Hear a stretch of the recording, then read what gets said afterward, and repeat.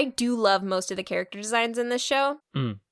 But Mikhail looks like a reject Hot Topic model. Like, I can't with his, like, vampire design. He looks so stupid. Like, just... Oh my god.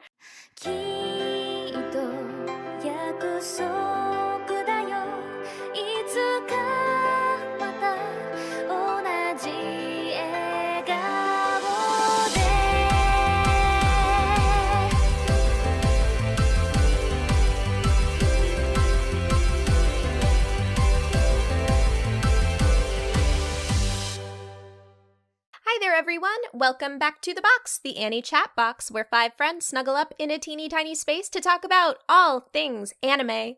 My name is Cammie, and I am back hosting you today. My voice is sore because I turned into a werewolf slightly before recording, but we're gonna just push right through it.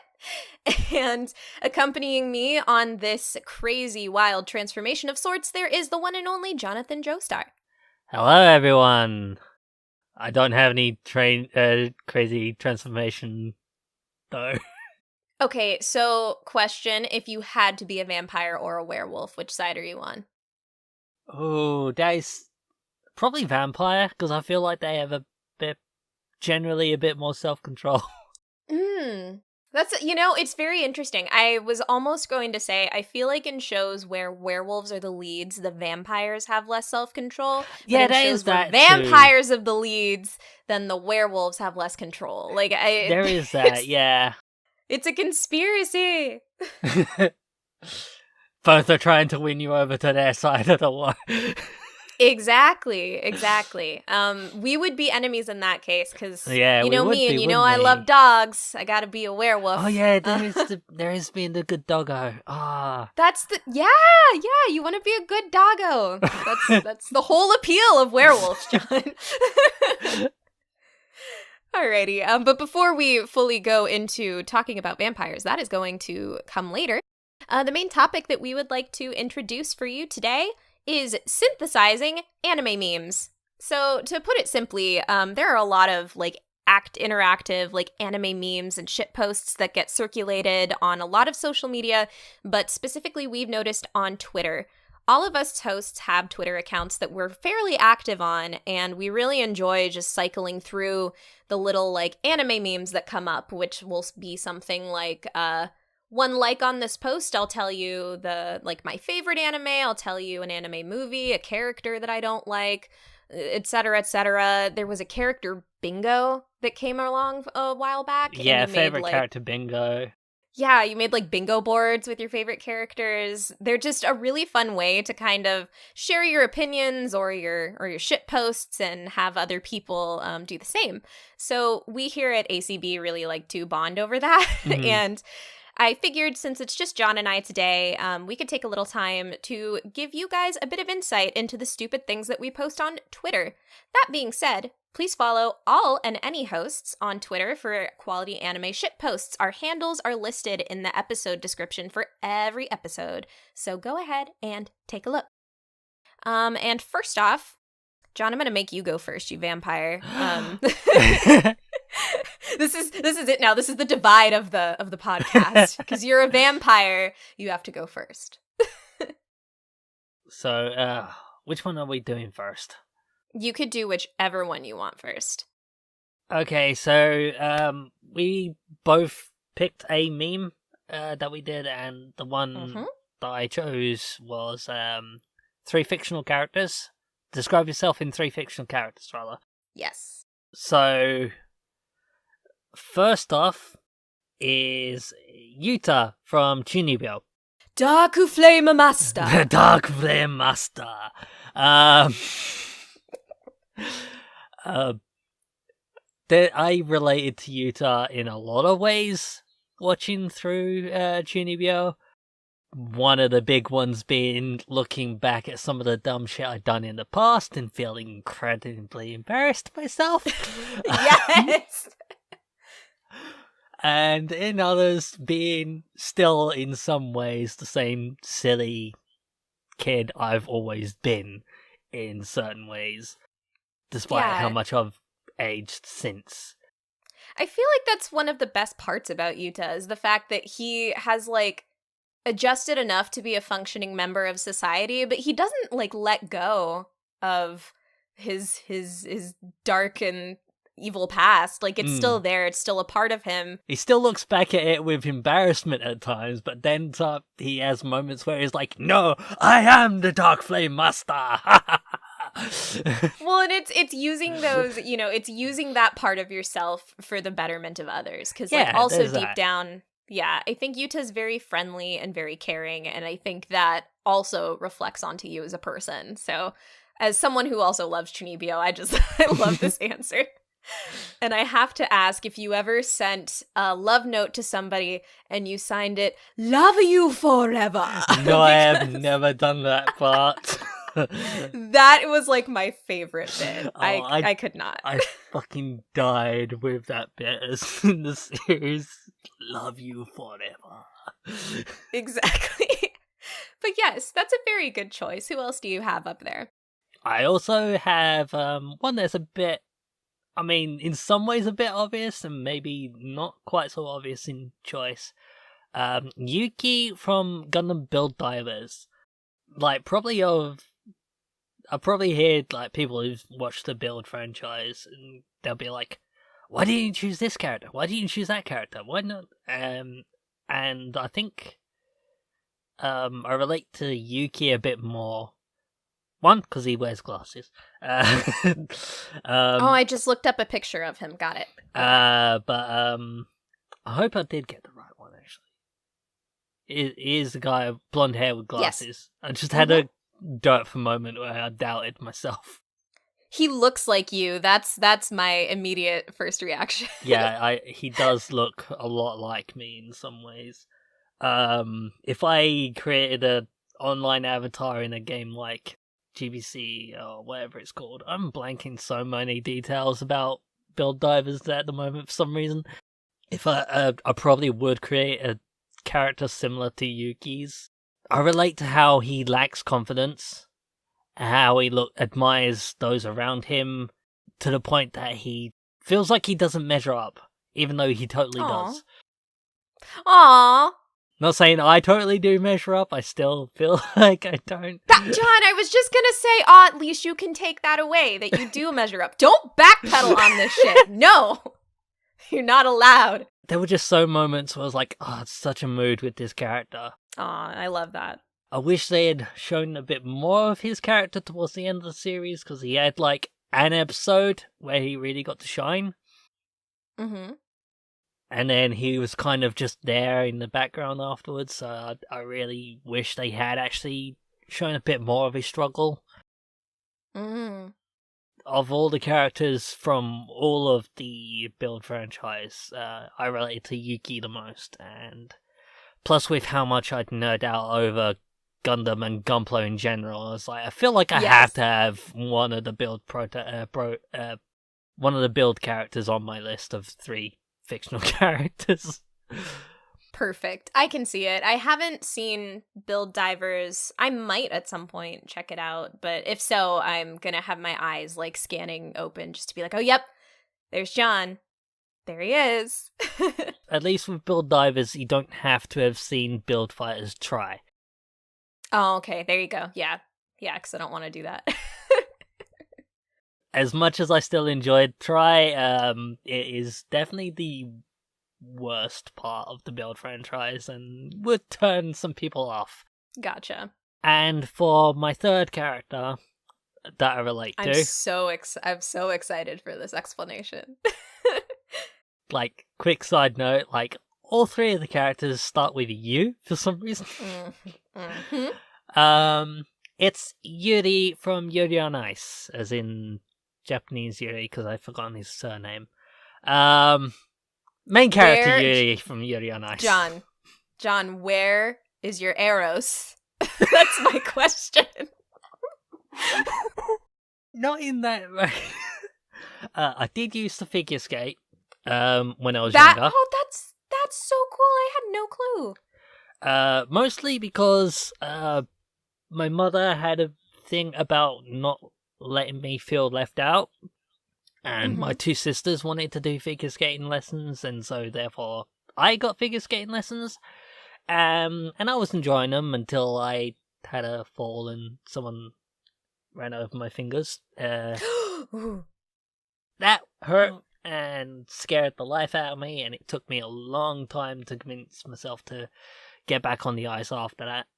But I ended up mostly going there and playing the arcade games after that in the end. But I do still have some fond memories of ice skating, and it might take me a little bit, but I probably could get back on the ice and at least go around. So if it's only like the ice skating is a minor detail, is it more in the ways that like Yuri acts as a person, like his motivation, the way that he emotionally handles things that kind of resonates with you? Yeah, there are like I feel like he was such a relatable character in general. And Yes. then he got drunk. And I will give a side note, I've never gotten that drunk, but some of the antics I've gotten up to while drunk.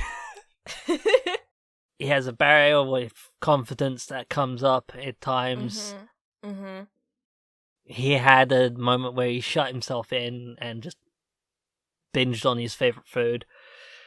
Yes. And there were so many moments throughout the series that I just was like, I really relate to this guy. So yeah. I feel you. Like the moment when he's like in the first episode, he's just like crying over the phone in the bathroom stall. I was like, damn, that's a mood. And then there was like I think it was episode 7 where he has to perform and he has this crazy anxiety and he's just like, he can't like listen to anything. He can't deal with anything. So, someone tries to help him and then he's just like, no, that makes me feel worse. You need to fucking be nice to me. And then he got angry and I was like, oh, wow, what a good one. Yeah.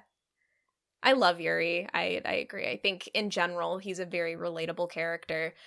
But I'm also still a bit remorseful of the fact that despite meeting you at Komori-Con, I did not get to see you that drunk. So next year, just be prepared. Cassie and I are going to conspire and make that happen. Yeah, I kind of made sure to hold back while I was at Komori-Con. I haven't let myself get very drunk at all for a while, to be honest. Partly because like I haven't been in the mood to drink. I've got a lot of alcohol in my room at the moment, just untouched, because I've not been in the mood. Just ship it over to me if you don't want it. I'm just saying. Admittedly, there's one here that's I'm actually kind of not sure if I want to even try it because it's a apple cider, but it's got Jack Daniels in it. I'd say try it. Not right now. Yeah, not now. It's going to be a messy podcast. But yeah, at some point, I think that sounds really good. Alrighty. Well then, before we end this one, I wanted to mention that I have a bonus for you because there's a character that I think resembles you a lot. And I don't know if I've told you this, so I was like, I'll just do it right now. But when I think about characters that resemble you, I immediately think of the little fox from Natsume Yujincho. because he precious and he try hard and he connect with people.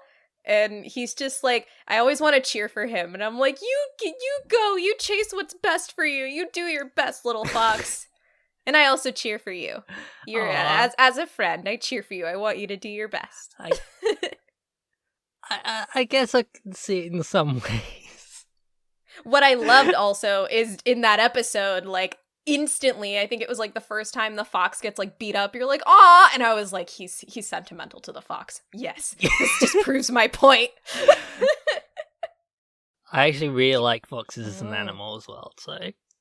There you go. That adds to the bias, I guess. Yep. All right, moving right along. I'm going to quickly, I'm going to switch them up. So I have that same 3 characters that resemble you, but I will do that in just a minute, just to keep things with variety. The other one that I chose is this hashtag called First Cartoon Crush that is going around on Twitter. It's it's a fun but also very dark place to be. So just be careful exploring that tag at your own risk. But I noticed a trend in mine when I thought back to first crushes, and I was pretty late to that whole game. It definitely didn't really jump into full force until Cammy was like 11 or 12 with crazy hormones and watching anime. And then I realized that I kind of have a type. And you can guess that by me saying that there were 3 of them. One of them was the lovely, darling, I'm squealing about him every week now, Yuki Soma from Fruits Basket was definitely one of the first ones that I recall, along with Inuyasha from Inuyasha, of course. Mm-hmm. And then Muto from Princess Tutu. Mm. And on my post on Twitter about it, I just have this big attached beforehand, because apparently I just had this bias for like white or gray-haired characters. I don't know what it was, but they were all pretty great. And thankfully, in the case of all 3 of them, they were white-haired characters that didn't die, because a later meme that's kind of spawned from a lot of white-haired characters is usually that they're very tragic and they'll end up dying. I'm just really glad that these 3 didn't. And then additionally, my friends pointed out, they're like, hey, you still have that, because they brought up Kaoru from Neon Genesis Evangelion, and they brought up Kija from Yona of the Dawn, and and I'm looking right now at my fan art of Xerxes Break from Pandora Hearts, and I'm like, oh no, yeah, it's still a thing. Yikes. Yeah. It did actually leave me pondering who your icon was going to be this episode. Well. We'll talk about that. That will be later. We will certainly talk about that later. Yeah, but that's just a glimpse into young Cammy's tastes. Why don't you go ahead and tell me about some of yours, because I believe you did this same meme as well. Yeah, I also for my second one did anime crushes, or first cartoon crushes, I guess. I sat here for a bit trying to remember, thinking back. Yeah, it's kind of hard. But the first one that instantly came to mind was definitely Sakura from Card Obscura. What a good girl. Yeah, and she just had this energy and confidence and like can-do attitude that I just really latched onto. The next one I remembered was Pris from Bubblegum Crisis.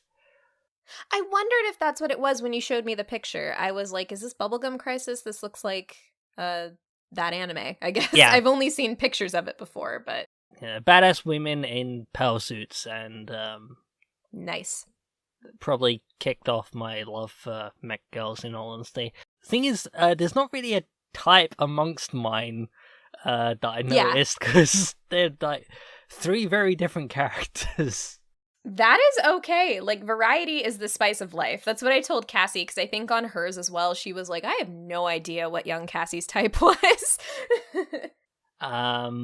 Because the third one that I remember in the order that I think I had these crushes was Mai from Canon. And this was Canon 2002 initially? It was initially 2002, but like the 2006 version sort of reaffirmed that, yeah, Mai is my favorite character. I like Mai. Does she need the, would you still enjoy her character if she didn't have the kind of, like, cool katana and, like, weird supernatural kind of, like, backstory to her? The sword and the supernatural backstory definitely were what got me interested in her. That's what I thought. At first. But I have, like, since noticed that a lot of my favorite characters in series have been these, like, cool, quiet, almost emotionally dead characters that just get the job done in one way or another. sometimes having berserker modes. I have noticed. Yeah. That's why I asked, because I was just like, I know John likes his sword girls. I think we talked about that in our Yamibo episode as well. Yeah, briefly.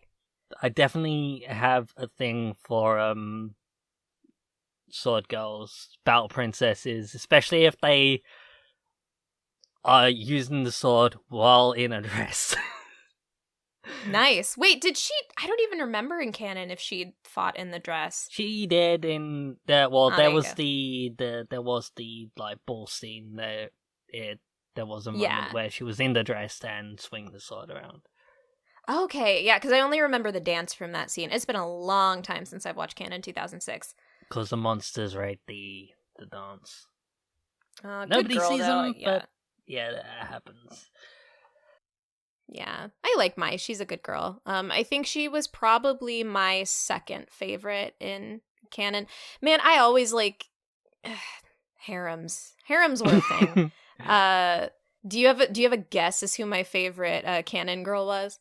I know Cassie's, but I'm not sure about yours. It's okay if you don't have a guess. I was just asking for fun. I'm gonna guess Makoto. Ding, ding, ding, ding! Wait. Yes, I love Makoto. She's my favorite, and her story destroyed me emotionally. And then it just, the show continued. But she's fun, she's spunky, she's super cute. She says, ow! And I like her. Ow! I love her chemistry with Yuichi a lot. So, yeah. She's a good girl. Canon 2006 is one of those great cases, though, where I think that all of the girls relatively are really good. I think that my top three were probably Makoto, Mai, and then was her name Natsuki? Like, what was her name? The cousin, the purple-haired cousin girl. I liked her as well. Nayuki. Yes. Yeah, I liked her a lot too. Where was Natsuki from? I don't know. But I will go ahead and shift us to another meme, and then we can move on. We're actually doing pretty good on time. So to backtrack on that 3 characters that resemble you meme, I have 3. There was an old time that I did this meme, and I still think that the answers I gave on the original are the most accurate, but recently I decided to do an update with 3 more characters that I really love, and this time they're a bit varied in personality. So I'll go ahead and say that the first one is Ayumi Yamada, and she is from Honey and Clover. She wears her heart on her sleeve, and she struggles between her own feelings and wanting the best for others. She's very optimistic and often animated, but she's also very thoughtful and flawed. The show gives a lot of, introspection into how she is feeling. A key development of her in the show is having an unrequited love for somebody, and how she needs to grow outside of that, past that, and value herself. And there were just so many, especially because I watched this first when I was in high school, and I'd had my fair share of, oh god, this unrequited love is the end of the world, and I just related to her really hardcore. But even in little moments now when I rewatch the show, there are just things that I really admire about her and I really see within myself. I love her a whole lot. She's great. And then the next one I had is Oe Kanade from Chihayafuru.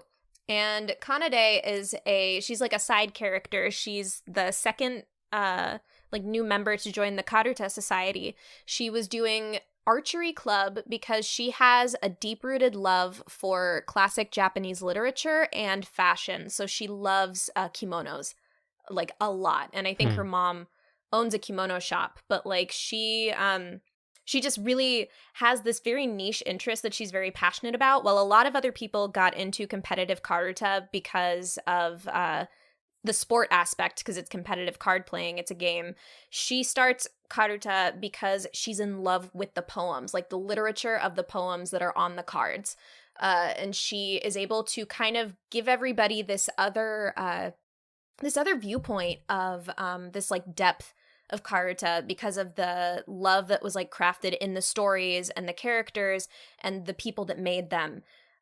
She often will start speaking really passionately about what she loves, and the characters see their backgrounds bloom with color in these old images and stuff like that.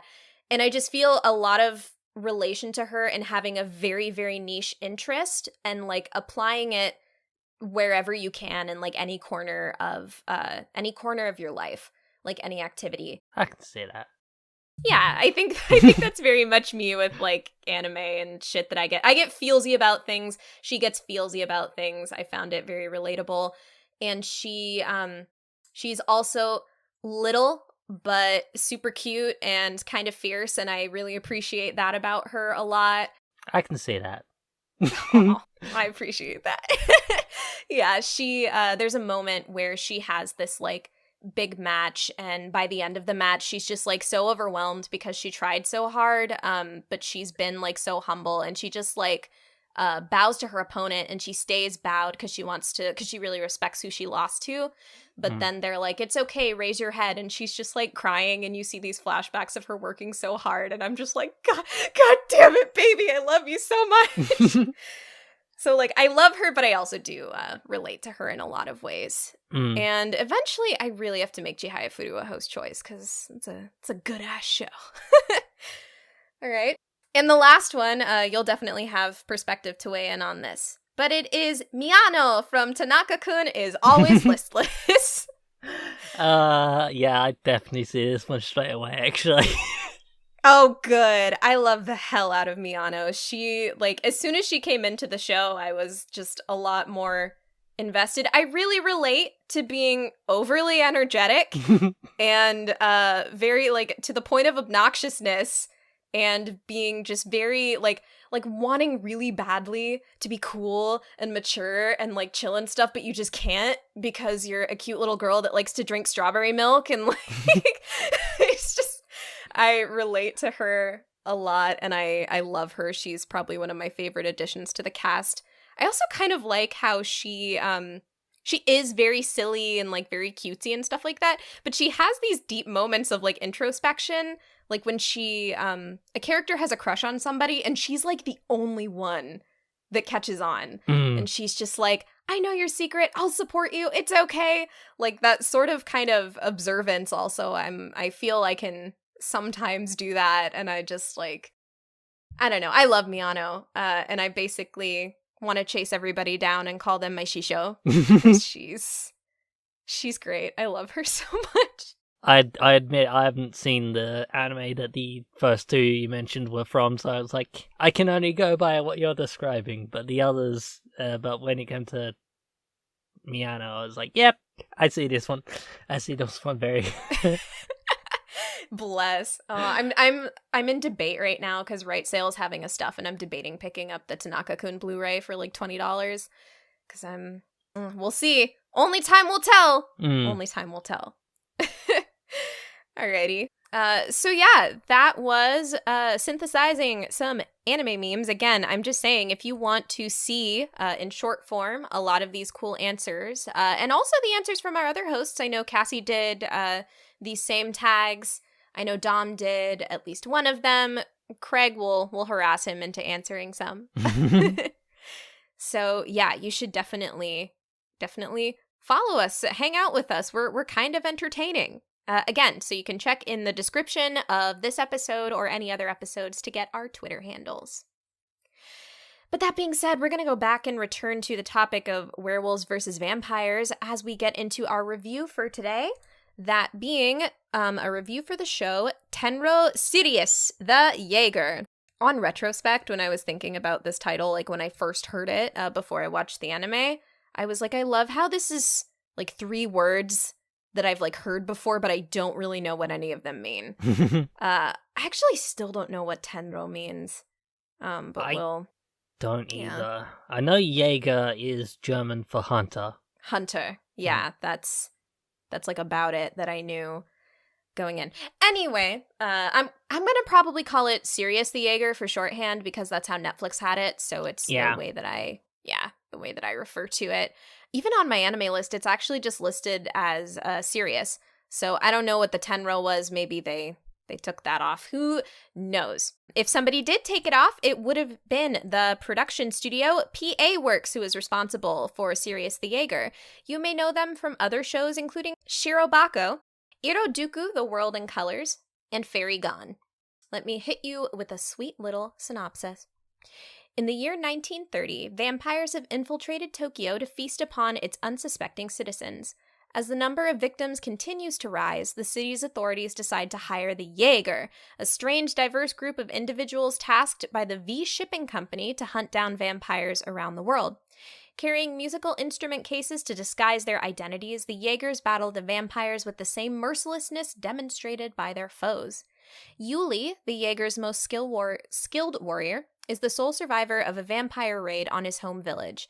Using the strength granted by his werewolf blood, he works with his team to assist Tokyo's law enforcement with the city's vampire problem.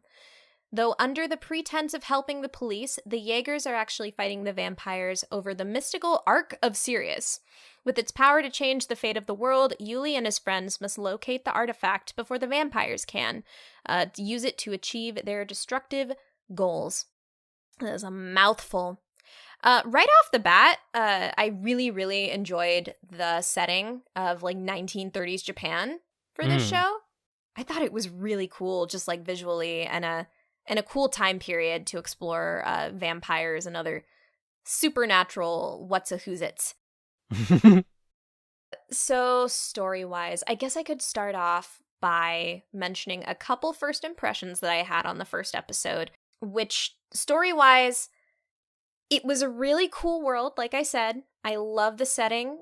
There was a flag to me in the fact that there were about 3 different classifications or group names that are just casually dropped in the first episode, and I just felt I was oh no, I feel like this is going to have a lot to it that A, they won't be able to get to in time, and B, is not going to be very well explained. In the first episode, I think we heard the term Jaegers, we heard Sirius, we heard royals, we heard vampires. There's also they don't end up being consequential, but there's also the Byakko clan or whatever. There were just so many different little it just, this world to me felt very, very big, very ambitious. It was every single little group of people that they could get, they were yeah, let's bring in this, and let's bring in this, and let's bring in this. And that's kind of one of my biggest issues with the story as a whole, is that they try to cram in so much stuff that they just cannot really, I wouldn't even say properly address, but that they can't really give you enough, deep, meaningful context for. You get the surface level explanation of, when it comes to the vampires, you've got royals and you've got slaves. And royals are the higher vampires, the ones that are, I believe, born into it. Yes. And slaves are the ones that are therefore bitten, form a blood pack, and become vampires that way. And they are slaves because royals can give commands to slaves and force them to do their bidding. Yes. And I mean, for the most part, thankfully, we didn't have a slave character that we followed. You kind of got it's okay, these are the henchmen ones. We definitely got to understand that. And then it's there's the Jaegers, and they're understandable. They're basically vampire hunters. A ragtag batch of bandit vampire hunters. And you see that Yuli is with, not Yuli. You see that Yuli is with them, but he is a Sirius, and we learn later what a Sirius is, and they dive into that. So that part's good. But then there's just so many weird things. There's there's also the military that gets involved. There is Japanese crazy extremists who don't want the progress of Japan to come along in one of the earlier episodes. I think that is actually a bit of historical accuracy in the series. I think because of the time period, there was this huge we're losing our identity. We need to focus on where we come from and stop trying to become someone else. And that's actually pretty cool. But it was just another thing on top of everything else going on. And don't get me started on the superhumans that superhuman soldiers, and there's just this show is like, we're gonna touch every fucking crazy thing we can. Like, let's throw Frankenstein's monster into the mix. Jesus Christ! Like, so, I mean, like, I mean, they got the big three monsters. You got vampires, werewolves. Might as well throw Frankenstein's monster in there as well. Yeah, it's like zombies. It's like zombies. It's just so much, and it's like, on one hand, I do kind of appreciate it. Like it's fun, but I'm also like, you can't handle this and be like effective in the story that you're trying to tell. Yeah, but that being said, to move a little bit though, actually, so pacing wise, and for digestibility, I thought the show was a really fun and pretty easy watch. Like, this didn't feel like a slog to get through. It was quick paced, which was really nice.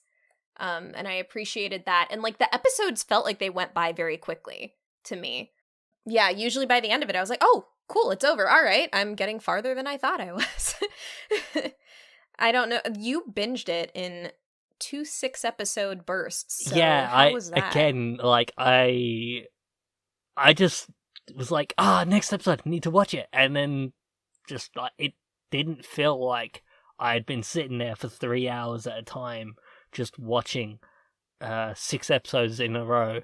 And it was only when I was like, wait, that's episode 6. I think I'm gonna take a break. And even though that episode ended on a cliffhanger, I was like, I need to know what happened next. But no. Let's take a break. Let's space it out. Let's not watch the whole series in one sitting. And then the next day, like, I, in all honesty, was not intending on watching the entire second half of the series in one sitting, but I did. Because I actually got so engrossed I stopped taking notes while I was watching it. I was just watching it. And then afterwards, I was like, I have so many thoughts I need to write down, and yes. Where to start? Where to start, indeed. But I mean, I totally feel you that I enjoyed my time with the show, and it was well paced, and it was a pretty easy watch. And, you know, there are some shows where I don't enjoy watching them. I will say that I appreciated the show a lot more when I almost looked at it as a comedy. Like, I couldn't take it seriously, because if I did, I would just be frustrated, because this show goes into so many goddamn cliches. So many! That, like, I some of them I guess I can go into detail of. I think that you have like the tragic backstory of the main character is something I've seen a million times. Yep. The rivalry between siblings, something I've seen a million times. The revenge story. Oh no, the maybe the mentor doesn't love me as much as I thought he did. Oh my god, we have to go find this fucking Ark of Sirius. MacGuffin. Oh, the MacGuffin! God, the arc was so fucking cliche and stupid and goofy. Oh my god. We gotta find the MacGuffin before the bad guys do and save the world. And there was just no, there was not even any, like, delicacy in how they handled the MacGuffin. Like, I was thinking about it, and I was thinking about other similar sorts of things in anime, and one of the first things I thought about was the Holy Grail in the Fate series. But one thing that I genuinely like about the Holy Grail, first off, I can kind of visualize what it is. It doesn't sound like some lofty imaginary thing like the Ark of Sirius. And it also isn't known to the entire world. Usually it's pretty much an artifact that is known and pursued specifically by, like mage societies, like very like high ranking, very private mage societies. The people in the know. The people in the know. Yes. But everybody knew about the fucking Ark of Sirius. Like, oh, we got governments from all over the world who know about the Ark of Sirius and are looking for it. Like, It can't just be the vampires and, like, Yuli, because it was a thing that was a part of his tribe. Yeah. Like, yeah, that would make sense to me. And I think if you're going to play up the vampire versus Sirius, that kind of dynamic, then just leave the arc to that. But no, like, all these governments know about it. Everybody in the fucking world knows about the arc of Sirius, even though we don't know what the arc of Sirius is or where it is. Like, I couldn't. But again, like, I almost, like, enjoy how goofy it is. Mm-hmm. Like, it's just kind of funny. And then there was even just, like, I won't go into it, but they did something in the second to last episode with this one character named Bishop, who we meet and then follow around, and then it's like all of a sudden, oh, you're not what I thought you were like, were you? Wait, you're not even like that. You're actually like this. Oh, wait, but you're also still this way. And I was like, oh my god, stop! Stop with the, like, kore wa dio da bullshit right now. Like, oh my god. Okay, do you know what I mean? Because he had, like, 3 fake character reveals where they're like, actually, I'm this. Actually, I'm this. But I'm also still this. And I was like, I can't. So much fucking facepalm with this show. One of them I called out, like, straight away. Okay. Good. I'm not sure how much detail to go into with this, so maybe you should save it for spoilers. Could save it for spoilers, but then I'll ask you which one that you knew. Yeah, one of them I saw, like, straight away was gonna be the case. Mm-hmm. But yeah, that, like, triple-layered mask pull that basically happened. To this character we met, like, 2 episodes ago! Like, why? Nani the fuck? Why did we need this? Oh my god. But I've been ranting for a little bit. You said you had some notes on story as well? Yeah, I just wanted to give you some space. Yeah, like, where to begin? Like, it is not the deepest, most convoluted story ever. Which part of me thinks, like, that helps with how easy it is to watch, because it is kind of following the same tried and true tropes, but that means that they don't need to spend a decade and a half explaining the setup. Yes. That's very true. I think that also helped with the pacing, like keeping it very sharp and, like, bullet quick as well. Yeah. It's a balancing act. How much can you, like, rely on the tropes to help get people through without being just another one of these same as generic series? Yeah. I want to know what you think about this. I don't feel at any point that the show got, like, deep or original. Not really. Yeah. No, there wasn't really anything really original about the series at all. Which again is fine. Because, then when I kind of realized that, I was like, okay, I can just watch it as, like, a fun vampire show. It's a bit of a popcorn flick of a series. Yeah. Is it trying to say anything new and profound? Not really. Mm-hmm. Did I still enjoy it? Fuck yeah, I did. I enjoyed this so much. I'd have to say the same. I had a fun time watching it. Like, I know I'm ranting about it a lot, but it was fun. It was just stupid fun. And I had fun with how many face palms I had, and, like, when I like yelled at characters through the screen. Yep. So speaking of characters, are you cool if we move into characters? Yeah, might as well at this point. I don't know what else to say about story without going into, like, spoilers, to be honest, so... I think what I'd say is I do think that in the realm of vampire anime, this is a pretty good vampire anime. I think it's pretty solid if you're looking for that. And I mean, to be fair, I can't think of a lot of vampire anime that were, like, really deep or, like, complex or something and didn't fall into some tropes. Like, the original Hellsing was a mess, in my opinion. Shiki was a lot of fun, but it was also it was kind of like watching a like B horror movie at times. It did touch on some good themes, but for the most part, it was also kind of campy, similarly to this. Hellsing Ultimate is hard to recommend because of the violence of it. Right. And not just in the blood and guts side of violence. There's other violent acts that happen that really make me like, this is really good, I'm really enjoying it, but who can I recommend this to? And just really don't know how.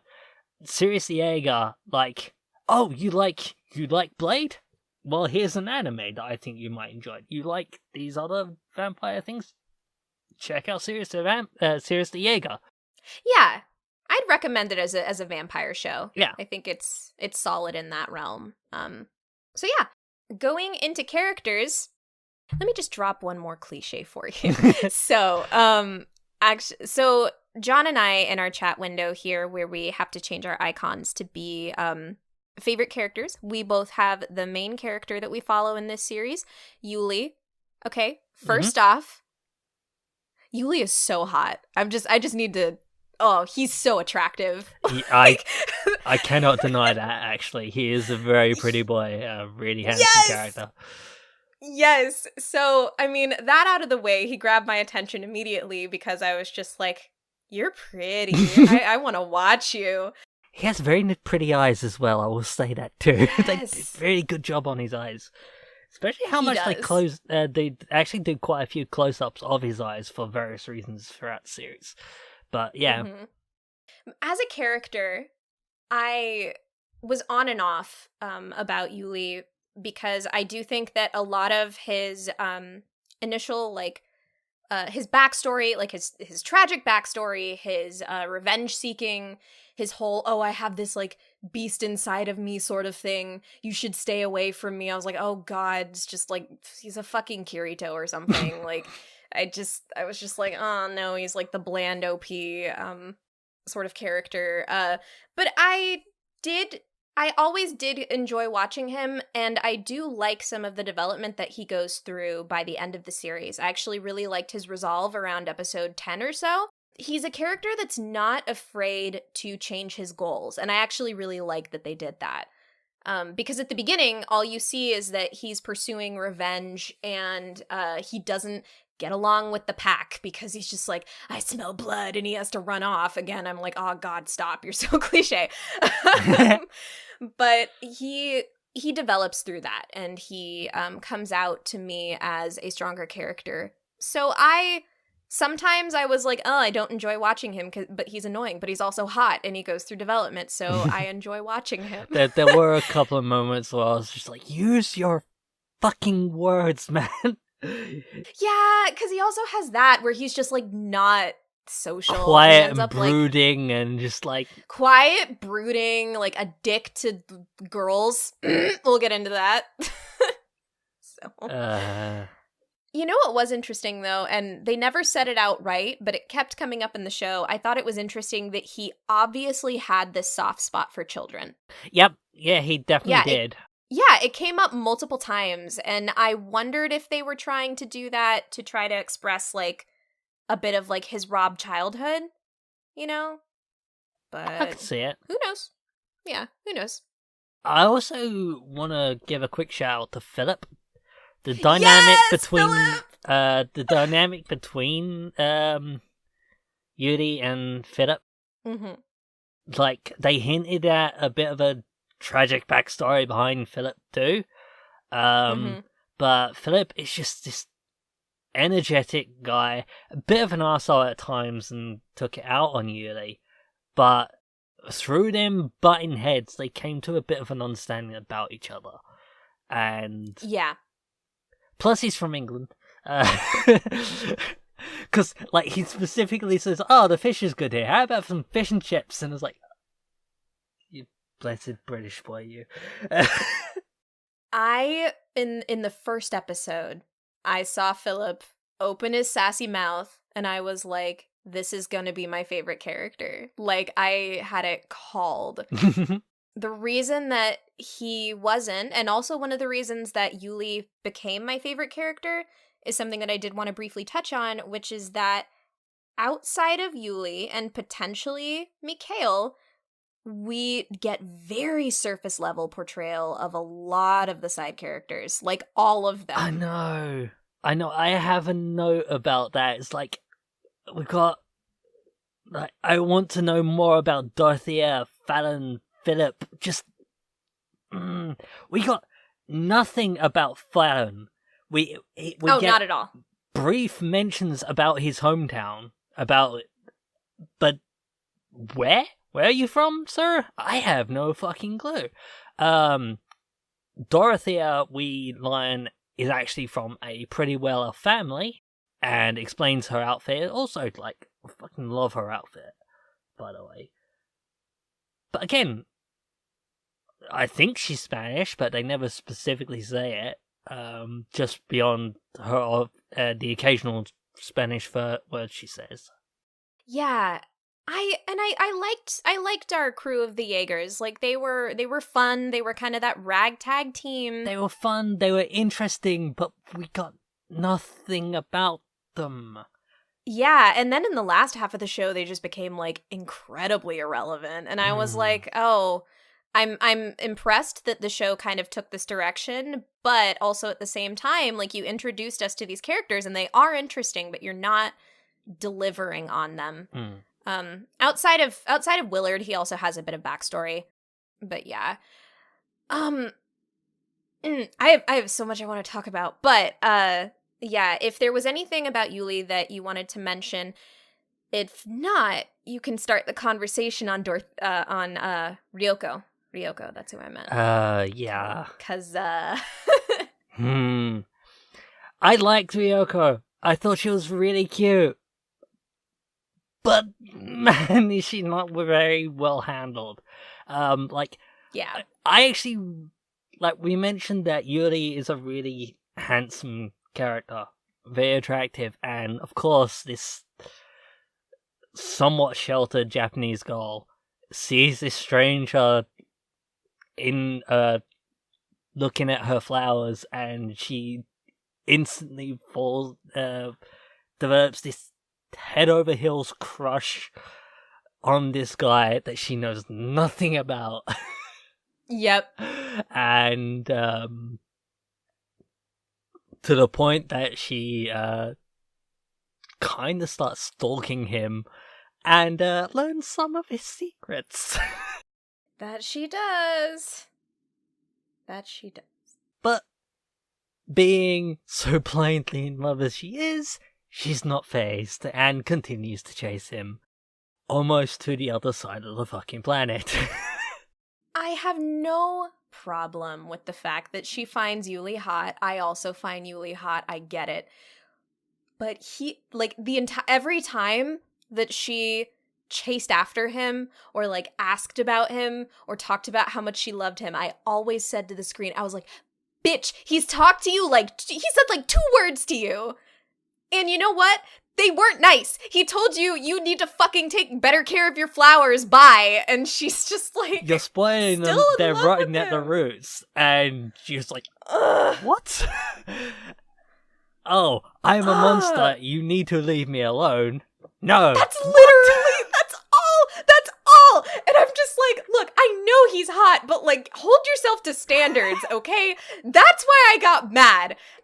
But to counterbalance that, basically, I don't like how she was just used as a running gag of like this hopeless crush on Yuli. I thought it was annoying. I laughed at the gags, but still, it's like, okay, it's just everyone else teasing her about her crush because they've noticed it and are just... Yeah. Outside of that, she did have a little bit of development that I appreciated, and I wish they leaned more into. Not to spoil anything, but she pursues, I want to say it's just martial arts. She knows some self-defense and some combative skills that Swordsmanship. Swordsmanship, thank you. Yeah. that she pushed her father to let her pursue, despite that he didn't want to. She has this side where she wants to be tough and she wants to be strong, and most of the time she stands up to her father in a lot of ways that I did really appreciate. And I was like, okay, girl, see, this is good. This is you being strong. This is you being like self-assertive. She had a nice little moment with Dorothea that I really liked, and I would have loved to see. Yeah, they had like a nice little heart to heart, and I was like, why not more of this? Yeah, honestly, I'd be happier if at the end of the series she decides she's a lesbian and gets together with Dorothea. That would make me happy. I mean, that would work.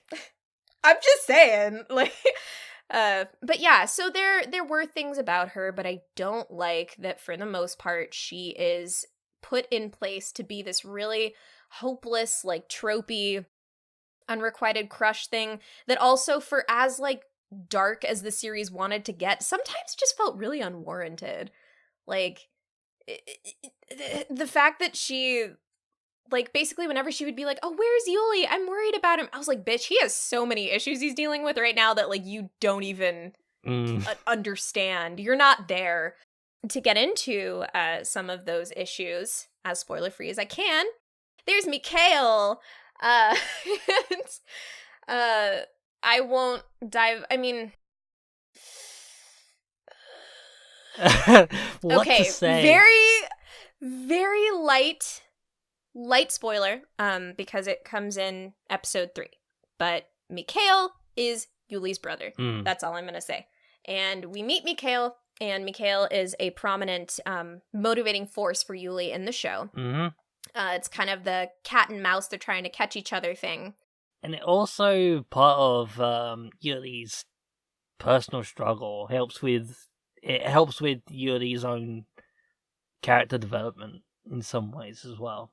Yes. I think that at the beginning, Yuli says that he is a Jaeger and he's doing this for revenge, but he's pretty directionless, and I think it's just kind of like a surface level thing. When he meets up with Mikhail, that's when things really start to set in motion, and he tries to find, okay, this is exactly like what I want to be doing, why I want to be doing it. I want to know more. I want to pursue this, and that was definitely something that was appreciated.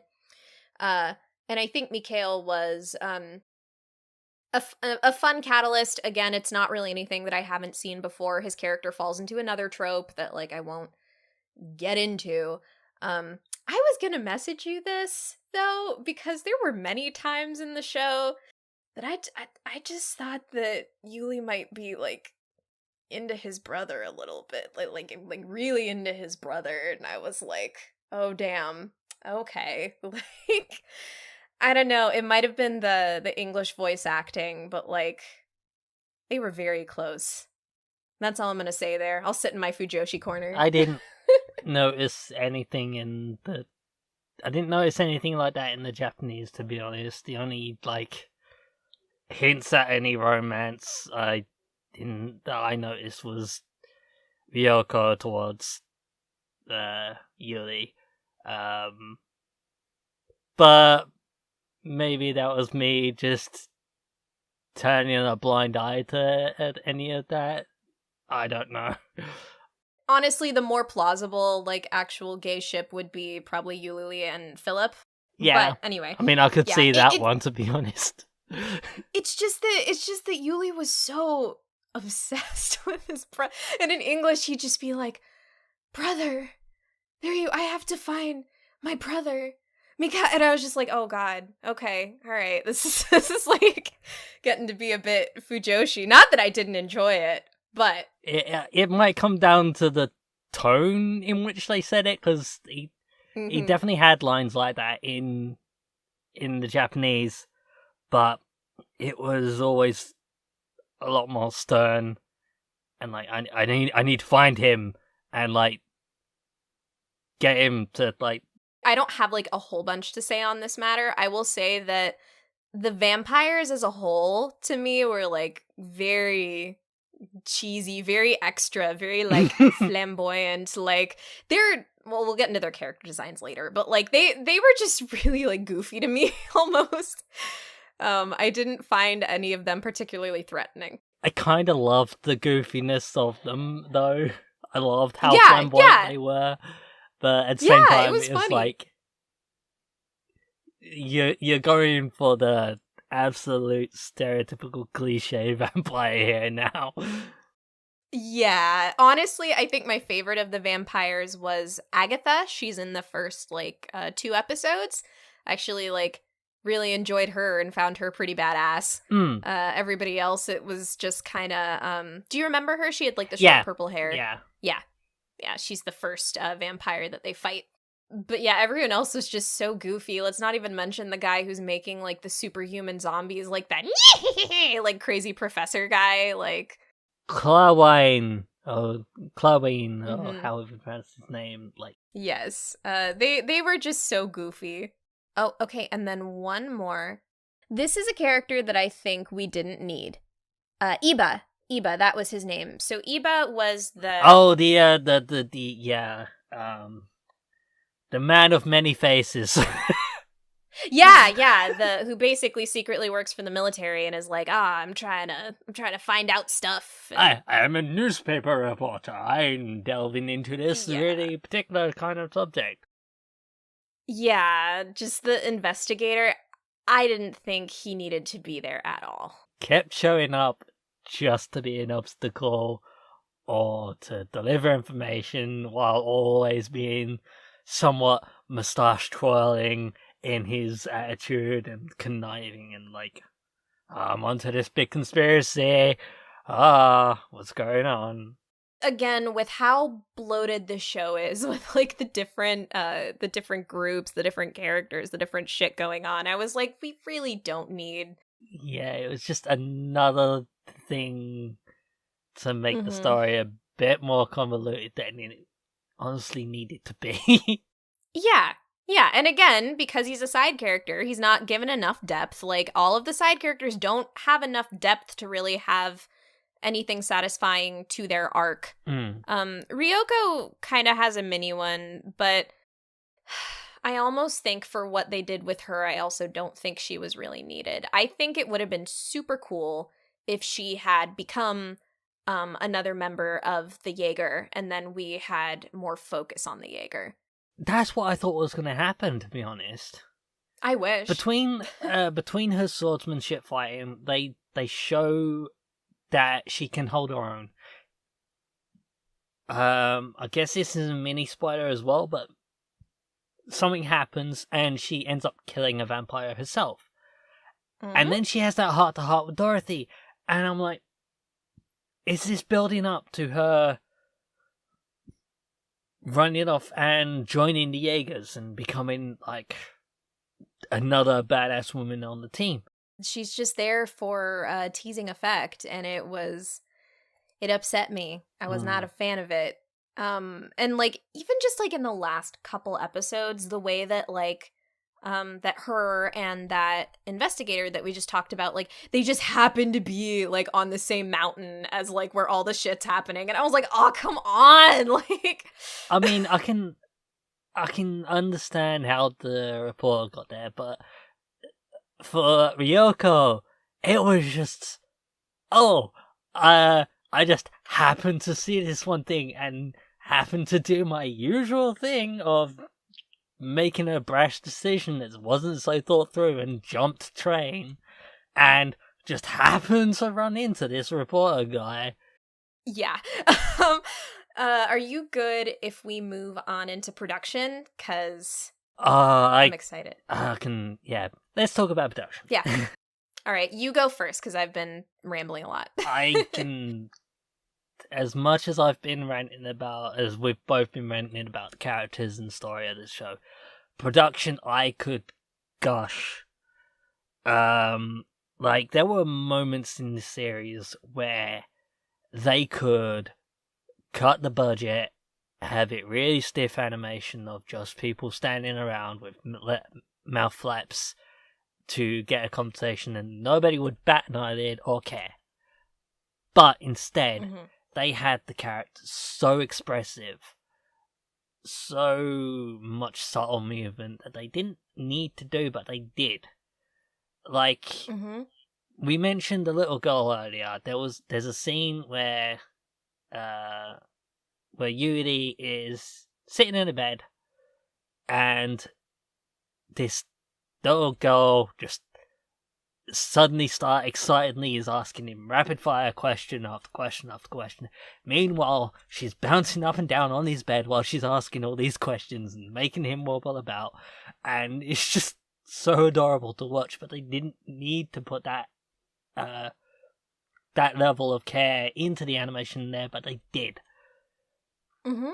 And that left me with the thought of, like, the only real negative I can see with the production is that if occasionally they use CG for the crowds in the background, they definitely use CG for the cars, and then that left me thinking, like, when I first started getting into anime and stuff, any use of CG was like a big blow to the budget, but here we've got a series where that's obviously what they're using to cut costs.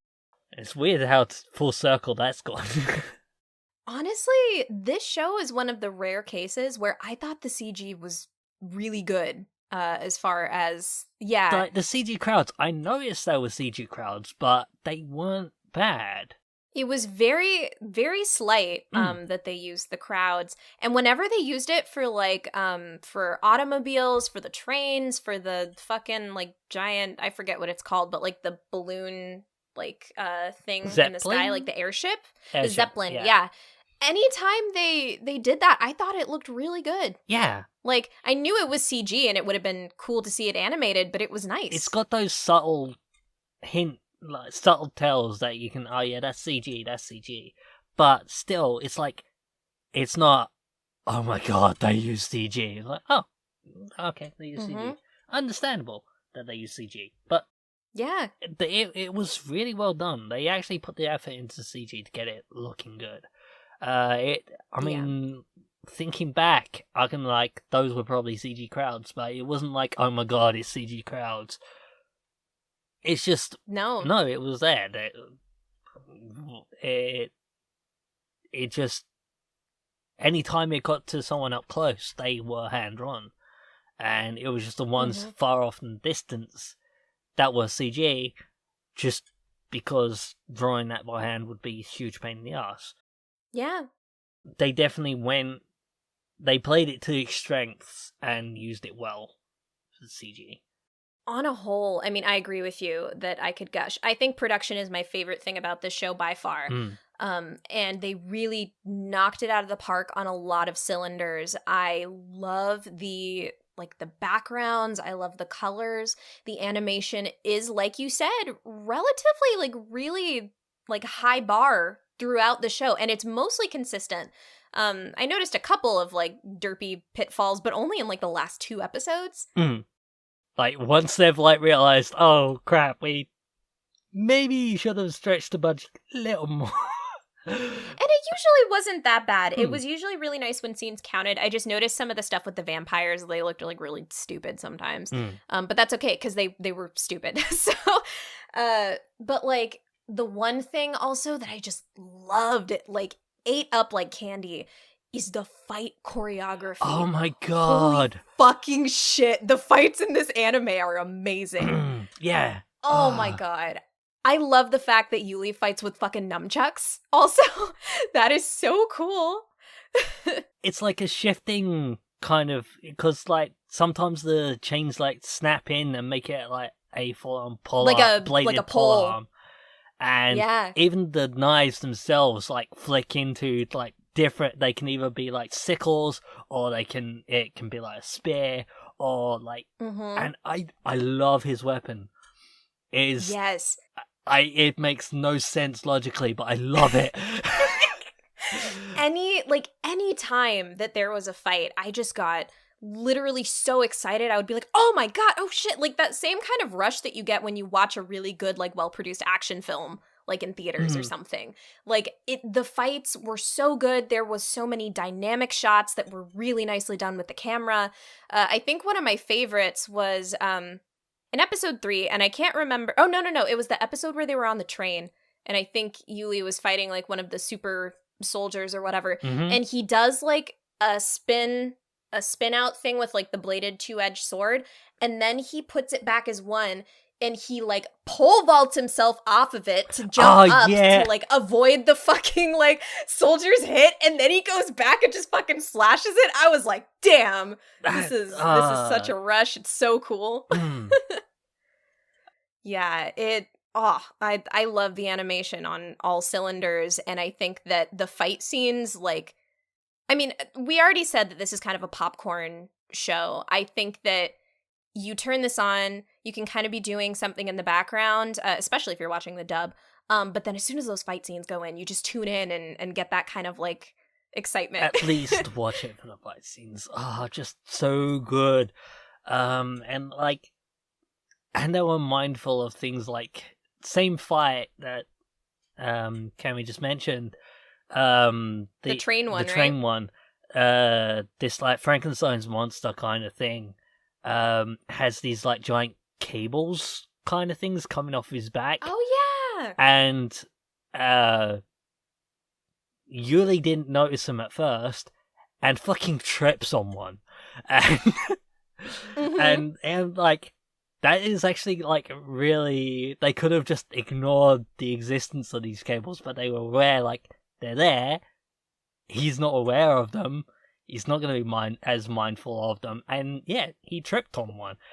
He quickly got back up and got back into the fight. But it was like, oh fuck, wow, Yeah. It showed like they were paying attention to the surroundings with like, how would this fight play out? How would it? They had so much attention to detail with this series, and the choreography, yes, so good. I'm just gushing. I'm gushing. I understand completely. I think that the animation is amazing. It's relatively consistent, and it just makes everything pop and feel polished. And I think that's also one reason I was able to enjoy it as much as I did, despite the lackluster elements. And I feel like this is going directly opposite of what we talked about last week, where I said that you need story and characters. But I think also, there's something about knowing what you come to a show for, what you come to a story for. And once I kind of resigned, I was like, okay, this is just kind of a popcorn action vampire anime. Then I enjoyed it. Like, I had fun watching it still. Another thing that I definitely want to touch on is the music, because I love the hell out of both the opening and the ending in this show. Yeah, and there was the occasional time that one of the background songs caught my attention. Yes, there were so many like strings, like the gothic like violin strings, and then they'd bring in like this EDM background, and I was like, yeah. But like, sound as a whole for this series was top notch. I don't know about the English dub, but you can comment on that. But like, the Japanese voice cast as a whole was phenomenal. Nice. Everyone was really. They pick characters. They pick voice actors for each character that really fit the roles that they're in. The person that played Yuri was Hiro from Darling France. Oh, cool. Nakajima Atsushi from Bungo Stray Dogs. Nice. Oh, that's the main character in Bungo Stray Dogs, I think. Honestly, while I was listening to the show and looking at the cast here for the English dub, it's actually a lot of like what seems to be newer or lesser known talent than like a lot of the veterans. I just looked it up. The voice actor for Yuli is Koi Dao, who I have never heard before, but I looked him up, and I think he's very much an up-and-coming voice actor, because he is he was Flat in Fate Apocrypha, which you know. Mm-hmm. He was also Merlin in Fate Apocrypha. Interesting. Yeah, I just looked this up myself. Yeah, and he is also, I have not heard it yet, but he is the one and only Rei Kiriyama from the dub of March Comes In Like a Lion. So now I'm very excited about that. I thought he did a very good job as Yuli. sometimes I feel like he became a little one note. He loved to have this kind of shaky, like, angsty voice, kind of like this. And sometimes his voice should have done more, like, pitch variety, like, in some scenes. But it didn't. And so sometimes I was like, he's Batman. He's just like Christian Bale is like, I am the Batman. I also just noticed that there's Sword Guy, the animation, is listed on both of them. So both the English and Japanese actor for Yuri also voiced the same guy in Sword Guy. Nice. But yeah, I think that overall he did a very good job, and let's just say the sound of his voice matched the look of the character. You know what I'm saying? So, and then like, honestly, yeah, I don't know who did Dorothea. Xander Mobus, who is Joker in Persona 5, voiced Fallon, which I find hilarious. I didn't catch that at all. And yeah, there's really not a lot of veteran dub actors, at least not in main roles. There are some in supporting roles, which is cool. But I do think that everybody did a really good job. It was a solid dub, and I enjoyed watching it. And yeah, the opening and endings were, like, brilliant to listen to, and also great to watch. Like, I love the use of silhouettes and red in the opening. Yes. You know, at first I was like, oh, this seems kind of not like lazy, but I wasn't like overwhelmed by it. But the more I watched it, I was like, no, this is very polished, like in the way that they do the transitions and have the pieces that are shadowed and silhouettes, and then like how things move. It was really nicely put together. And like the more the series went on, and the longer I watched it, the more I realized they were hinting at things to come. Like, we saw the train scenes, we saw how much Ryoka was not just this background character that's just going to be there for a little bit. She'd be coming into the scene a bit more often, be there from start to finish, near enough. I think you make a good point, because, especially also because they're silhouettes, it's kind of hard to tell who some of the characters are without looking closely. I think I only noticed in episode like 8 or 9 when Yevgrov shows up on screen. It's like his face covering the like zombie or whatever. And I was like, oh shit, that's Yevgrov. I had no idea at first. Yeah, and like having it as silhouettes like hides spoilers for things to come, I feel. Yeah. Because there are a number of times where I've watched an OP and I'm like, well, you've just kind of shown me what's going to happen later on in the series. So it's just kind of waiting for these scenes to appear, and then once I've run out of scenes I haven't seen, then that's when I know the series is coming to an end. But there are some notable series that I've watched that like show hints of things to come, but in a really artistic or really well done way that really hides how spoilerific the OP is until you've seen it all, and therefore you can tell how spoilerific the OP is because you see it. Talk to me about fucking Dororo opening 1 sometime. Anyway, yeah, I love the opening. I was talking to Get about it, and Kishida, Kyodan, and the Akeboshi Rockets did the opening to High School of the Dead, I guess. Yeah, I so they do. Thought it was they them. do cool shit. Yeah. I loved the ending, Hoshie by Saijo no Hana. I love in the beginning you have that weird little lilting like piano key melody, and honestly, it reminded me so much of the Undertale soundtrack. Like, kind of when maybe a little bit like when you're in Snowden, but there's like a part with that piano and I was just like, this sounds like Undertale. And then it like you have the vocals going, it's very soft, and it builds into this cool like angsty like guitar heavy chorus, and I jammed with it every time. I loved it. I loved the snowflakes and the visuals, and yeah. There are even times where, like, Netflix was like, okay, the episode's over, let's skip the credits. And I was like, no, don't skip the credits. Same! I had to, like, fight for the damn controller. Like, that is one thing. I got so mad at Netflix for that. I was like, look, the opening and ending are, like, kind of my favorite thing when it comes to watching the show. I want to see them both. I earned it. So yeah, I think production nails on all cylinders. How do you feel about moving into ratings? I will go first since you passed this show. Sure. All right, so I feel like it's hard to really get a gauge of my feelings from listening to this because I've just been ranting a lot and like screaming. Yeah, I think me too as well, actually. Yeah, but I do think that should show you that I was interested in this show. I enjoy talking about this show. I had fun watching this show.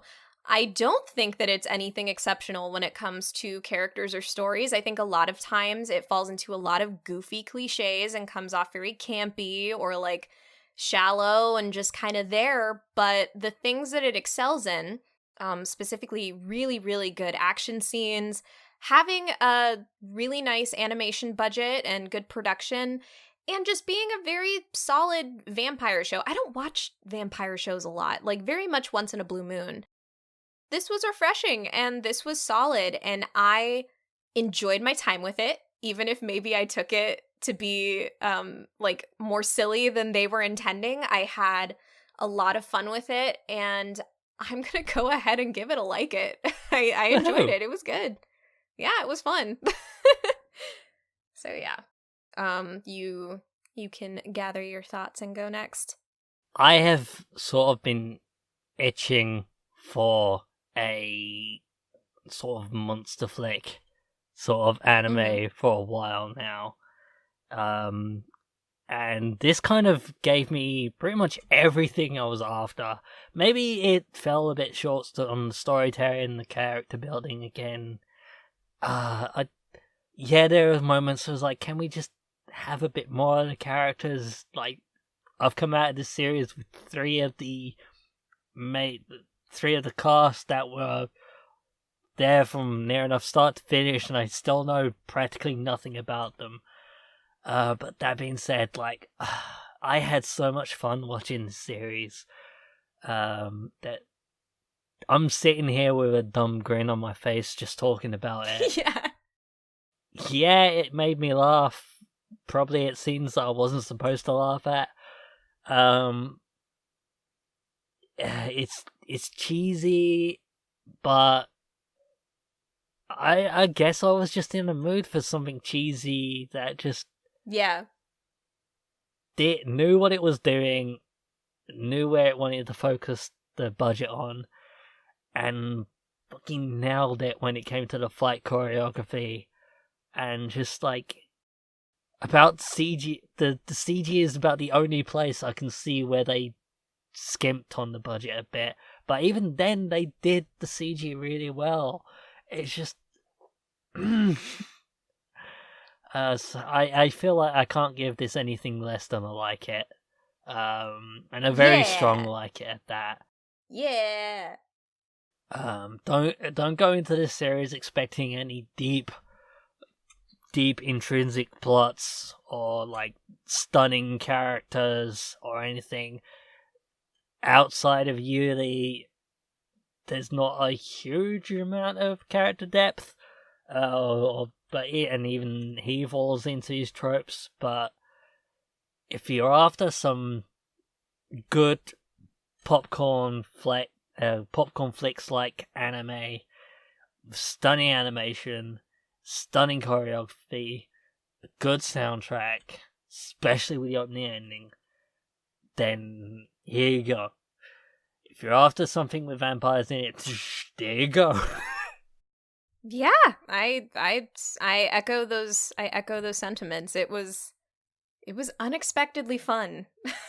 So I do feel like this is another victim of Netflix locking it away until they could release it all in one go, because I haven't heard anyone talking about the series, to be honest, and I think it's a bit of a shame.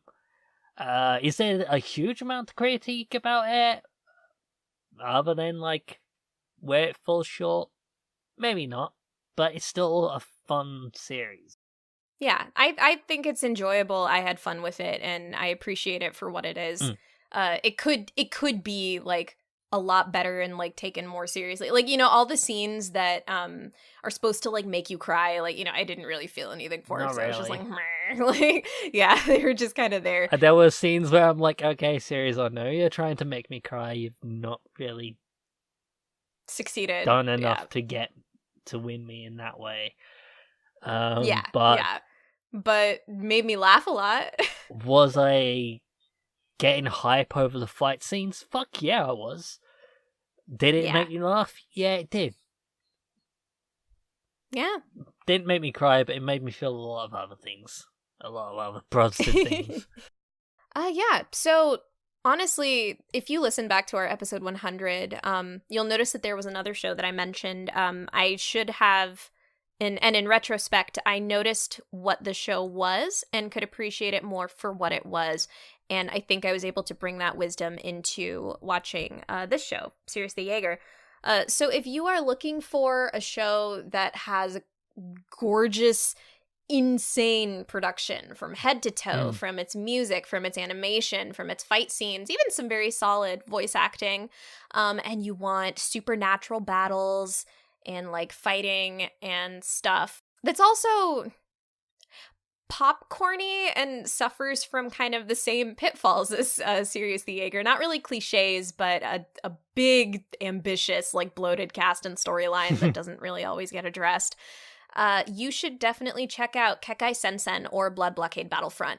A lot of times, actually, I kind of thought about Blockade Battlefront with this, where I was like, oh man, like, story's kind of weak, and I could get, like, irritated with things, but also, ooh, it's gorgeous, and it is something that I look back on, like, having fun talking about. I got very energized talking about it. Kekkai Sensen is, I think it's available on Crunchyroll at the moment and Funimation's app. It also has an English dub too, so Cool. You could check it out there.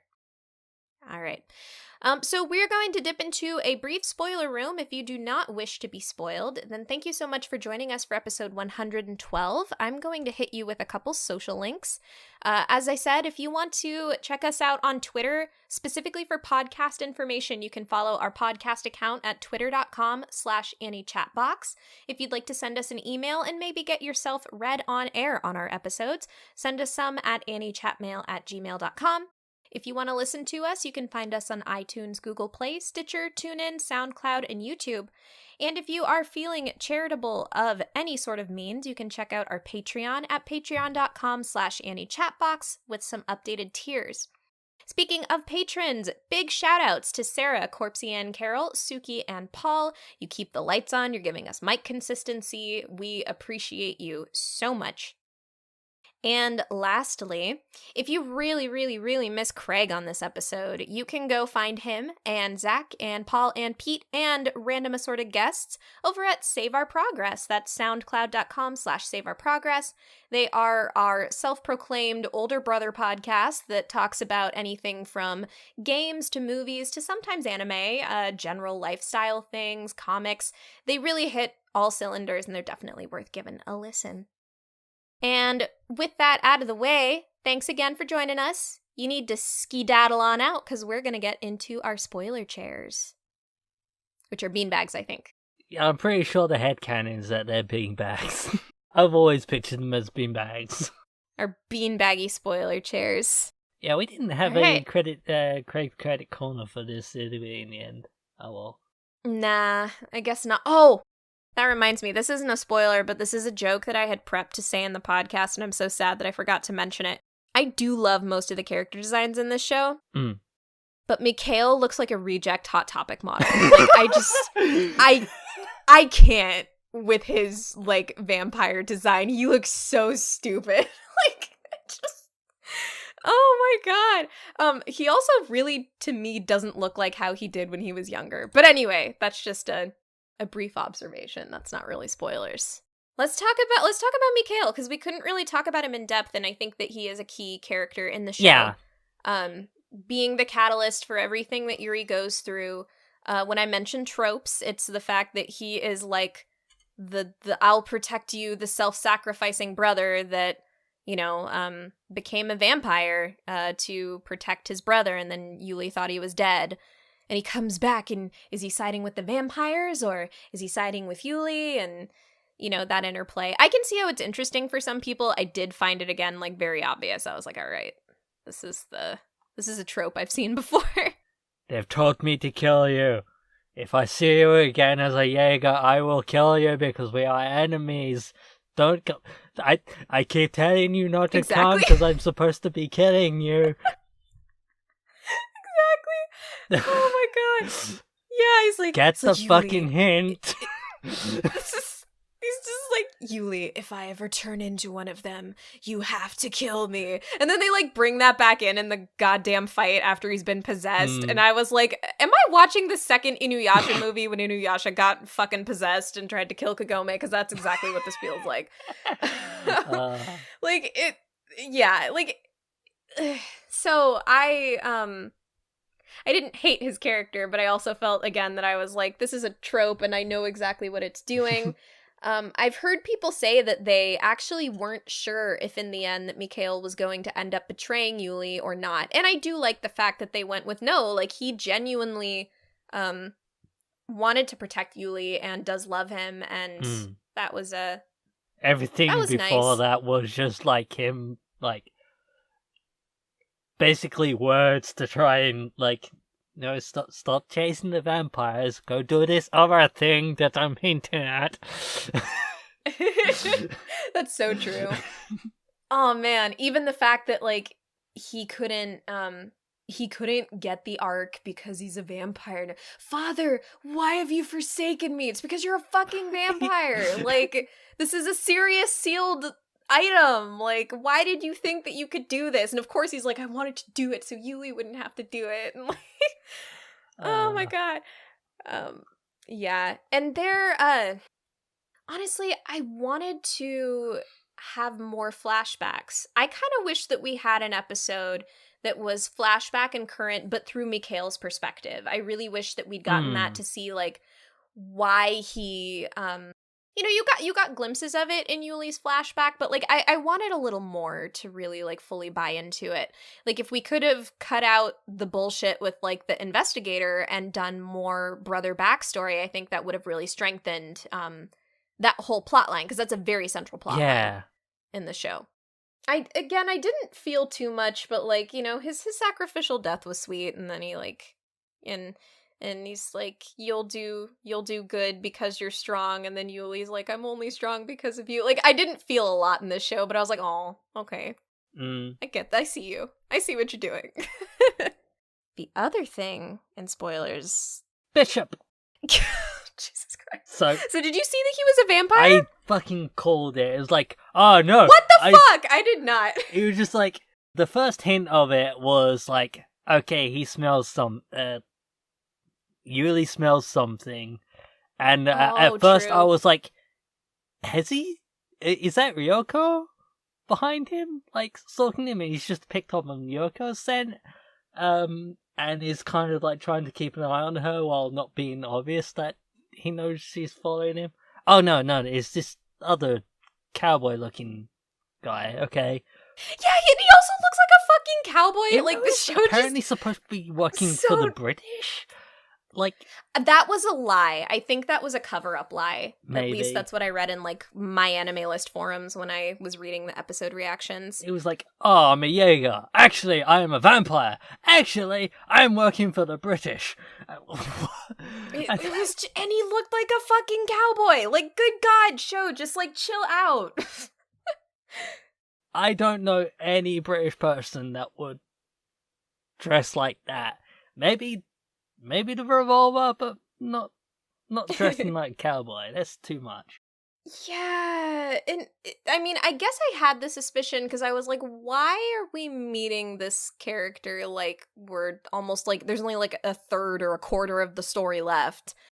And then he was like, you smell like a vampire, and his claims like, once you spend so much time around them, you start to smell of them. It's like, yeah, I'm on to you, Bishop. I mean, I didn't hate what what his purpose was in the end. It was nice that he tried to protect them and like did some stuff. He was fine. where I do think that you could have almost like completely removed Ryoko and Iba or whatever his name was, the investigator, from the plot. Like, I don't think Bishop needs to be removed from the plot. It's just kind of... Well, he was brought in so late into the game that you kind of are like, okay, so what's this guy's deal? And probably are a bit suspicious of him. I think that actually kind of helps I think that helps with him, to be honest, in a way. Well, and now that I think about it too, to try and make Yuli's resolve near the end more believable, where he's like, we need to coincide with other species, it definitely is benefited by having a vampire that could be an ally and could be sympathetic. So he served that. Yeah, Bishop definitely served that role. Yeah, so that was pretty cool, along with then it... the first time that Yuli hesitated with, like, the young vampire girls, I was like, where is this going? But then you also kind of get that as well, and that little tie-in in the end I kind of appreciated. That he, although, did she die on the train? I think she died. But, again, that was... because she, like, disappeared, and she's like, help us with the disease. But, like, usually when they died from the disease, I think they sparkled. They just remain. They didn't turn to ash or anything. They didn't disappear. They just became a corpse. That was one of the things that... That's right. They talked about that because they were like, be careful disposing with the corpses. But, like, also the vampires don't, like, teleport like that. I don't know. It was just weird. To briefly talk about Yevgrav, he was a really, like, campy, stereotypical end boss. Like, just the whole goddamn, like, I have the Ark, and now I have all the power. What? This super crazy powerful thing I consumed can't contain my body? I'm like, dude, have you watched anything? Have you watched anything with a super powerful MacGuffin? Also, there's the other group that have already said, like, oh, if he wants to control it, he needs this part. So we need to get this to Yuri. The fucking second, anti-arc, like, what the fuck was that? What the fuck was that? That just came out of nowhere, and it was so plot convenient. I was like, what? It's like, oh, but I lost the manuscript to read, fully translated. But here I have my own copy. Where did that come from? Jesus Christ. Like, yeah, the amount of, like, tropey, like, conveniences and shit just gets dialed up to 11 in, like, the last 3 episodes. I actually, surprisingly, I did like, when Yuli basically got past the seal and had the conversation with his father about the Ark. I actually enjoyed that. Me too. Yeah, and I really liked his resolve. I like where he was like, no, I don't like the way the system works, so I'm gonna find a way to seal the Ark off again because I want everyone to be free. Like, everybody in my family has been killed or, is miserable because of this, in the case of Mikhail. So he wanted to change that. I thought that was pretty cool. I think I'm still kind of mad that, not that I wanted it to go anywhere, but, like, I feel like the fact that Ryoko is literally just, like, forgotten and then Yuli's, like, gone, I was just like, yeah, so that went nowhere. Like, she's studying management, which is cool, but again, I'm like, she didn't need to learn this from, like, her crush on Yuli. Like, I have feelings. Okay, so she's kind of like, I realized I was being immature, and now I'm going to actually grow up and be a responsible member of society. And it's like, so all of that build up to you joining the Jaegers was just dropped. Yeah, that's kind of my thing. It would have been cool if she joined the Jaegers, and that would have also at least opened up the idea that she could see Yuli again, and that would have made sense. Because she'd be like, I want to help him for his cause, even if I can't be there directly. Just like the rest of the Jaegers, kind of, that was their final resignation as well. So that whole plot was just dropped. And, like, yeah, okay, you've grown and matured as a person, but, like, what did Yuri have to do with any of that? Why was any of that chasing him literally, well, trying to chase him literally to the other side of the fucking earth? Yeah. She upended and was going to go to London to chase him. Yep. That didn't happen because she saw her dad trying to follow her, which I laughed at when the dad had that like little moment of like, they say you should let your children travel. Go fetch me a ticket to London. We are going. But you just said I didn't say anything against traveling with them. That got a laugh out of me. That was pretty cute. And that's the whole thing is, like, I liked her development, but all of the scenes I liked about it were parts where Yuli wasn't involved. Like, I liked when she talked with Dorothea. I liked when she killed the zombie. I liked when she stood up to her father. I liked when she protected the house. Like, that was all really cool. Yeah, like, she had so many good moments that just ended up falling flat in the end because they didn't really know how to handle her character, I guess. I forgot to mention, actually, at the beginning of our review, but this also is an anime original. It's not based on previous source material. Yeah, I thought that was the case. I also think knowing that also lends to definitely that there probably were some characters like Ryoko that they just didn't know what to do with. Yeah, she had so many good moments that just ultimately amounted to her going nowhere as a character. She had some character development, but just not enough in the end. And like everyone else in the Jaegers, like I wish we got more. We got a bit of Dorothea, we got a bit of Philip, we got nothing of Fallon. I feel like even with Philip, we got like 2 seconds.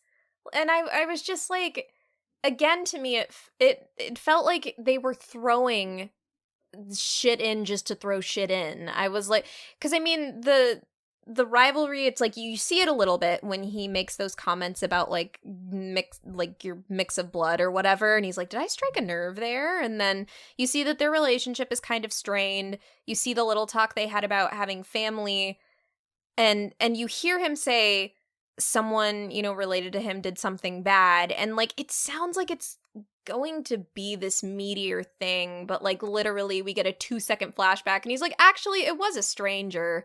I mean, he was a Sirius, but it was a stranger. Okay, we're friends now. And I was just like, it literally feels like you just threw this in just to have it in. Yeah, and like the only like thing that could have made them bond was the relationship with the little girl that got involved. And that also, like, even just with the little girl, and it's like the doctor dad and shit, I was like, hey, it's Full Metal Alchemist. No, hey, like, it's the tragic little girl that they're gonna get all upset over. Exactly. Clee fucking shays everywhere. Even when the doctor was introduced, he was like, oh, I'm no longer practicing. I'm doing something in some research in the basement. And oh my I God, was like, he's making something for the vampires, isn't he? And sure enough, he's making something for the vampires. Maybe not specifically for the vampires, but it ends up being for the vampires. Yep. And then, like, even I think I went a little too close to spoilers when I mentioned this in the regular review, but, like, the fucking thing about, like, that Willard is like a pseudo father, but he actually was like doing, he came there because of working for the other side, and he's the reason why the vampires found the village in the first place. Oh no. And then it's like, I thought of you as a father. What do I do? And I'm just like, you're just like, I don't know. Sometimes I wonder if like making the show longer to actually give time to the backstories would be like effective. But the fact of the matter is, these are still just cliches I've seen everywhere. Like every time one of these cliches came up, I was like, oh, it's like from this show but done worse. Like specifically with like the Full Metal Alchemist stuff. I was like, oh, it's just the watered down FMA. Great. So yeah, again, but then when I look at it as not anything serious, not anything serious, it was pretty fun. Yeah, it was still an enjoyable series. Nothing groundbreaking, but still a really fun popcorn flick, as we said. So, all All right. That being said, I'm going to close us out just by saying again, thank you so much for tuning in to episode 112 of the Annie Chat Box. Thank you, John, for joining me while all our other hosts are on vacation. Indeed. Yes. And we are going to head out and enjoy our own weekend or get into a cage fight, werewolves versus vampires. Comment below on who will win. All right, everybody. Have a good night. All right. Bye-bye.